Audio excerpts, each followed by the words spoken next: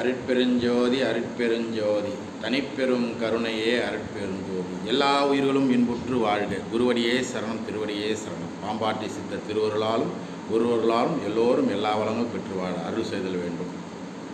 சிவாய நமச்சிவாய. நம்ம இந்த அருள்வாள் வலைவொலி மூலியமாக இன்றைய தினம் பார்க்கக்கூடிய ஒரு காரியம் என்னன்னு பார்த்தீங்கன்னா, சிற்றின்பம்னா என்ன, பேரின்பம்னா என்னன்னு கேட்டிருக்காங்க. நல்லா சாப்பிட்டீங்கன்னா சிற்றின்பத்தில் மோகம் வரும், நல்லதையே சாப்பிட்டீங்கன்னா பேரின்பத்தில் மோகம் வரும். சித்தர்கள் வழியில் சொல்கிறாங்க. அப்போ சிற்றின்பத்தில் இருந்துக்கிட்டே, அதாவது குடும்ப வாழ்க்கையில் இருந்துக்கிட்டே ஞானம் பெற முடியாதா அப்படின்றதுவே கேட்டிருக்காங்க.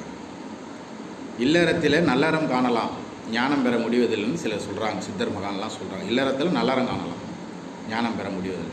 வந்தவங்க எல்லாருமே அந்த இல்லறத்தை விட்டு வெளியேறி ஞான மார்க்கமாக வரணுன்றது பிறகு தான் அவங்க ஞானத்தை தொட்டு இருக்கிறாங்க, தெளிவை தொட்டு இருக்காங்க. சிலர் ஜோதிமயமாக மறைஞ்சிருக்கிறாங்க, சிலர் ஆன்மாவை தன் வசப்படுத்தி வச்சுருக்கிறாங்க. அப்போ இந்த இல்லறத்தில் நல்லறம் காண முடியும், இல்லறத்தில் ஞானம் பெற முடியாதுன்றது அவங்களுடைய கூற்றாக இருக்குது.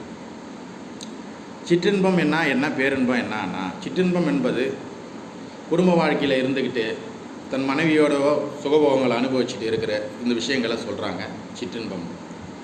பேரின்பம் என்ன, தன்னைக்கான ஒரு உணர்வையும் தான் நிலையை உணர்ந்து இறைத்தன்மையோடு இருக்க நினைக்கிறவங்க, இறைத்தன்மையை அடைய நினைக்கிறவங்க பேரின்பத்துக்கு போகிறாங்க.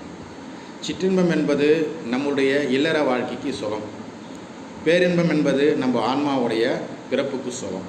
இப்போ இந்த சிற்றின்பத்துக்கும் பேரின்பத்துக்கும் பெரிய வித்தியாசம் இல்லை. இறைவனை அடைய இறுதி வாய்ப்பு மனித பிறப்பு. நம்ம மனிதனாக பிறந்துட்டோம், நம்ம ஆணாக பிறந்திருக்கலாம், பெண்ணாக பிறந்திருக்கலாம், அத்தனை ஆசிரியராக பிறந்திருக்கலாம். எல்லாருக்கும் அந்த உணர்வுகளும் உணர்ச்சிகளும் இருக்குது. அந்த உணர்வுகள் உணர்ச்சிகளை எது மூலியமாக வெளிப்படுத்தணும்? திருமணம் ஆகாமல் இருக்கலாமா, இல்லை திருமணம் ஆகிட்டு இந்த மாதிரி ஒரு சிற்றின்பத்தில் ஈடுபடாமல் இருக்கலாமா அப்படின்ற ஒரு நிலையில் சொல்லி கேட்டிருக்காங்க. திருமணம் செய்யாமல் இருப்பவங்க பேரின்பத்தை நோக்கி பயணம் பண்ணுறாங்க, எனக்கு இந்த உள்ளற வாழ்க்கை வேண்டாம் அப்படின்ற மாதிரி. அப்படி திருமணம் செஞ்சவங்க தன் அன்பான மனைவியும் அழகான பிள்ளைகளும் அனுசரித்து இருக்கக்கூடிய குடும்பங்கள் மீது பற்று வச்சுருக்கிறவங்க நிச்சயமாக இல்லறத்தில் இருந்து பேரின்பம் அடையலாம். அல்ல வள்ளல் பெருமான் சொல்கிறாங்க, பேரின்பம் அடையிறதுக்கான தகுதி குடும்ப வாழ்க்கையிலே இருங்க, இல்லறத்திலே இருங்க, எப்பொழுதும் நினைவும் இறைவனை நினச்சி கொண்டே இருங்க. உங்களுடைய இல்லறத்தில் இந்த சிற்றின்ப போகத்தில் அடைய நினச்சிங்கன்னா 20 நாளைக்கு ஒரு முறையாவது போகத்தில் ஈடுபடுங்க. 20 நாளைக்கு ஒரு முறையோ ஈடுபடும் பொழுது நம்மளுடைய வீதாச்சாரம், உடல், மோகம், நம்மளுடைய சிந்தனைகள் எல்லாம் தெளிவு பெறுது. அப்போ தெளிவு பெறும்பொழுது அந்த நம்மளுடைய மனிதத்தன்மையோட புனிதத்தன்மையோட அந்த போகத்தில் ஈடுபடுறதுக்கு 20 நாள் ஒரு முறை சொல்கிறாங்க, 48 நாளைக்கு 2 முறை சொல்கிறாங்க. இப்போ இதெல்லாம் செய்யும்போது நமக்கு மருந்தாகும், உடம்பு நம்மளோட இருக்கும் சுகத்தை அனுபவிக்கிறவங்களுக்கு விருந்தாகும். அந்த நிலை இல்லாமல் எப்பொழுதும் இதே நிலையில் இருப்பவங்களுக்கு அவங்க நாய்க்கு இடையானவர்னு சொல்கிறாங்க. நாய்க்கு இடையானவர். ஏன் அந்த நாய்க்கு இடையானவர் சொல்கிறாங்கன்னா, அந்த நாய் வளர்க்குற பார்த்தீங்கன்னா சிறு வயதுலேருந்து ஒரு ஆனந்தமாக இருக்கும். அந்த நாயுடைய பார்த்தீங்கன்னா பல நாய்களுடைய தொடர்புகள் இருக்கும்பொழுது பார்த்தீங்கன்னா கடைசியில் அது மரணிக்கும் போது பார்த்தீங்கன்னா அந்த காது ஓரத்தில் பார்த்தீங்கன்னா இந்த ஒரு புண்ணு மாதிரி உண்டாகும். புண்ணு மாதிரி உண்டாகி அதனுடைய மரண நிகழ்வு அதுக்கான ஒரு விஷயத்தை கொடுக்கும். இதே போல் நாயும் கீழேன் அப்படின்ற ஒரு நிலையை சொல்கிறாங்க. நம்ம வாழ்கிற வாழ்க்கை தெளிவாகவும் பொலிவாகவும் இருக்கணும் அப்படின்னு சொன்னால் இல்லறத்திலேருந்து நல்லறம் பெறலாம். இல்லறத்தை விட்டுட்டு வரணுன்ற அவசியம் இல்லை, இல்லறத்திலேருந்து நல்லறம் பெறலாம். அப்போது அந்த சிற்றின்பம் என்பது மிக மிக இல்லறத்துக்கு அவசியமானது ஒன்று. அந்த சிற்றின்பத்தை நம்ம எந்த நிலைக்கு உணர்வுபூர்வமான உச்ச நிலைக்கான உணர்வை செலுத்துகிறோமோ அந்த நிலை நம்ம ஞானம் அடைகிற தகுதி உண்டாகும். இரண்டாவது, பேரின்ப நிலை என்பது இறைவனை அடைகிற தன்மை இருப்பவங்களுக்கு உணவு அவசியம், உணவு பழக்க வழக்கம் அவசியம்.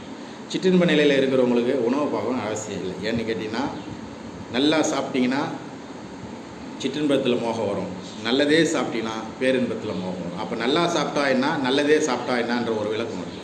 நல்லா சாப்பிட்றது, கண்டதை பிண்டது தின்றது, கிடைச்சதெல்லாம் தின்றது, நல்லா சாப்பிட்றது, அது என்ன ஆகும், இந்த ஆச்சாரத்தினுடைய சக்தியை ஊக்குவித்து உங்களுடைய முரட்டுத்தன்மையான உங்களுடைய மலர்ச்சி இல்லாத முகத்தையும் ஒரு விதமான கொடூர சிந்தனையில் கொண்டு வர்றது தான் நல்லா சாப்பிட்றது. தேவையில்லாத எது விரும்புகிறோமோ அதை சாப்பிட்றது.